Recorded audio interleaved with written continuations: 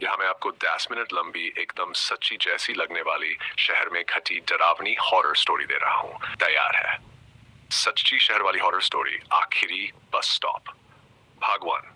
शहर की रात दिल्ली जैसे बड़े शहर में रात 11 बजे की सड़कें भी कभी कभी भूतों जैसी लगने लगती हैं।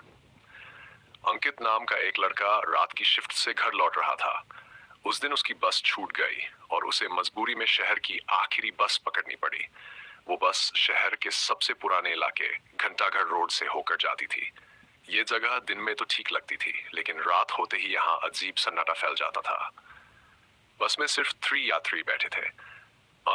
एक बुजुर्ग औरत, एक आदमी जो अपना चेहरा ढक कर बैठा था, और खुद अंकित। कंडक्टर बार बार कह रहा था, भैया जल्दी बैठिए, ये आज की आखिरी बस है, इसके बाद कोई रास्ता नहीं मिलेगा। अंकित ने ध्यान नहीं दिया, सीट पर बैठ गया। भागदू डर की पहली चिलमिलाहट बस धीरे धीरे सुनसान सड़कों से गुजर रही थी। अचानक अंकित ने देखा, खिड़की के बाहर किसी की परछाई बस के बराबर बराबर दौड़ रही है। वो आदमी नहीं, वह तो इंसान से कहीं तेज दौड़ रहा था।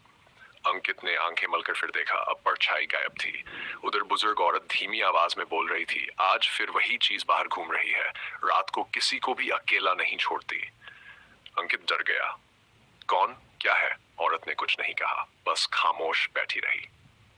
भाग 3 घंटाघर रोड की सच्चाई। कंडक्टर पास आकर बोला, भैया पहली बार इस आखिरी बस में बैठे हो क्या? अंकित ने सिर हिलाया। कंडक्टर बोला, घंटाघर रोड पर सालों पहले एक लड़की की मौत हुई थी।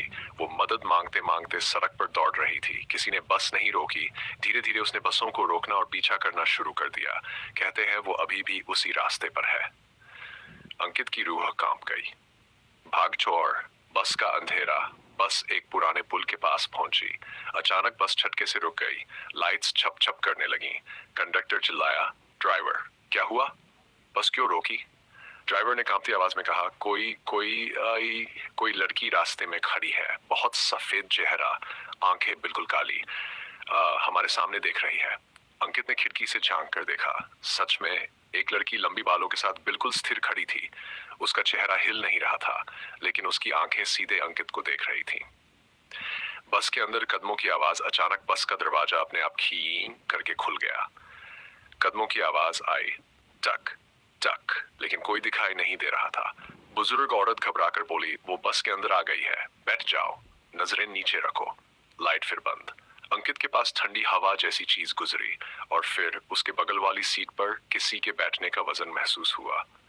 अंकित की सांस रुक गई। लाइट आई। सीट पर काले बालों का गुच्छा पड़ा था और सीट पर गहरे नाखूनों के निशान दिख रहे थे। आखिरी बचाव। कंडक्टर चिल्लाया, ड्राइवर बस चलाओ अभी। बस तेजी से आगे बढ़ी, लेकिन पीछे से एक चीख सुनाई दी, रोक दो, मुझे घर जाना है। यह आवाज सीधे अंकित के कान में पड़ी, लेकिन बस में कोई नहीं था जिसने ये कहा हो। बस आखिरकार शहर के मुख्य चौराहे पर पहुंची और रुक गई। सभी यात्री भागते हुए नीचे उतर गए। अंकित ने पीछे मुड़कर देखा। बस की आखिरी खिड़की में वही लड़की खड़ी थी, धीरे धीरे मुस्कुरा रही थी, मानो कह रही हो, अगली रात फिर मिलेंगे।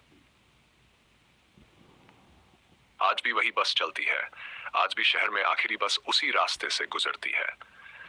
लोग कहते हैं, अगर बस में कम यात्री हो या कोई अकेला सफर कर रहा हो, तो वो लड़की बस में खुद आकर बैठ जाती है।